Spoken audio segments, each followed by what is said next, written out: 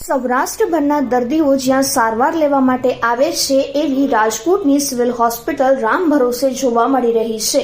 અહીંયા thalassemia, diabetes, હડકવાની દવાઓ તેમજ ઇન્જેક્શન સહિતની અછત જોવા મળી રહી છે, જેને લઈને આજે કોંગ્રેસ સિવિલ હોસ્પિટલ ખાતે પહોંચ્યું હતું અને સિવિલ અધિક્ષકને આવેદનપત્ર પાઠવી આ બાબતે રજૂઆત કરવામાં આવી હતી। આ સાથે જ ટીઆરપી અગ્નિકાંડ બાદ સેફટીના નામે વગર ટેન્ડરે લાખો રૂપિયાના ખર્ચે ઉભા કરવામાં આવેલા ફાયર સેફટીના સાધનોના કામોની તપાસ કરી ફાયર સેફટીને સુચારુ બનાવી આગની ગંભીર ઘટના બનતી અટકાવવા પગલાં લેવાની પણ માંગ કરવામાં આવી હતી। આજ રોજ સિવિલ હોસ્પિટલના વિવિધ મુદ્દે અમે સિવિલ સર્જનને રજૂઆત કરવા માટે આવ્યા છીએ, કેમ કે રાજકોટની સિવિલ હોસ્પિટલ કે જે સૌરાષ્ટ્રના હાથ સમાજ છે એમાં તમે જોશો કે થેલેસેમિયાની દવા હોય કે પછી ડાયાબિટીસ હોય કે પછી હડકવાની રસી એવી જે જીવન રક્ષક દવાઓ જે છે એની પણ ખોટ છે અને હર હંમેશા અમે કહેતા આવીએ છીએ કે જે સિવિલ સર્જન છે એ પણ ચાર્જમાં છે।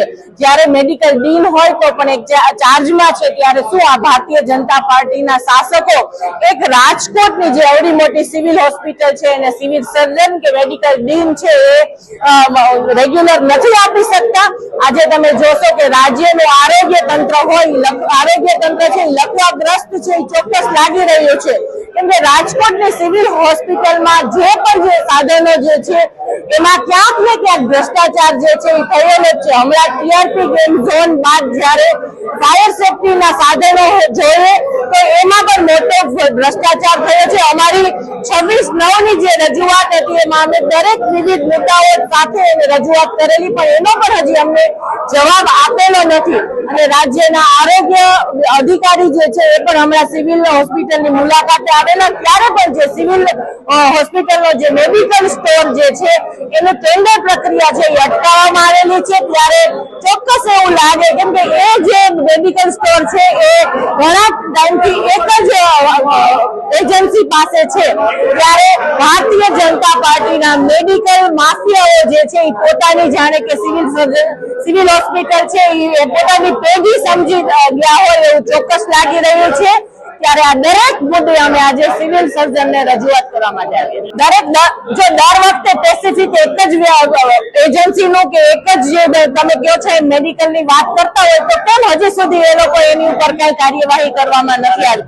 સાથે સાથે અમે એ પણ કહીએ છીએ કે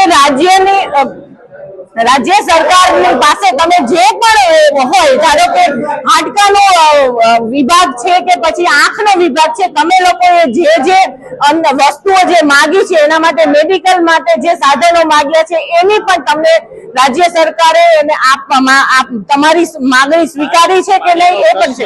સિવિલમાં ઘણા સમયથી છે, એ પણ અમે મુદ્દો અમે રજૂઆત કરી હતી, છેલ્લે હમણાં અમે લખ્યું હતું, બરાબર? તો આપ મેયરને ઘેરાવ કેમ નથી કરતા? નાગરિક નથી કરતા? ચોક્કસ આની પહેલા પણ જયારે પાણીનો મુદ્દો હતો ત્યારે સક્ષમ વિપક્ષ તરીકે અમે પાણીના ટાંકામાં પણ ના પણ વિડીયો, આજ મીડિયાના મિત્રો પણ મારી સાથે છે, અમે મુદ્દા ઉઠાવેલા જ છે, પણ અમે એ જ કહીએ છીએ કે જયારે સૌરાષ્ટ્રના હાર્દ સમાન રાજકોટની સિવિલ હોસ્પિટલ છે પણ રાજ્ય સરકાર છે કે રાજકોટના જે ધારાસભ્ય હોય કે સાંસદ સભ્ય હોય એને જરા પણ સિવિલ હોસ્પિટલની દરકાર નથી, માત્ર વિઝિટ કરીને વયા જાય છે। જો આપ કહો છો કે હમણાં જ અમે મેયરશ્રીને પાણીના મુદ્દે રજૂઆત કરી હતી, તો પછી એની ઉપરથી તમે જોઈ શકો છો કે શાસકોને કેટલી લોકોની કદર છે।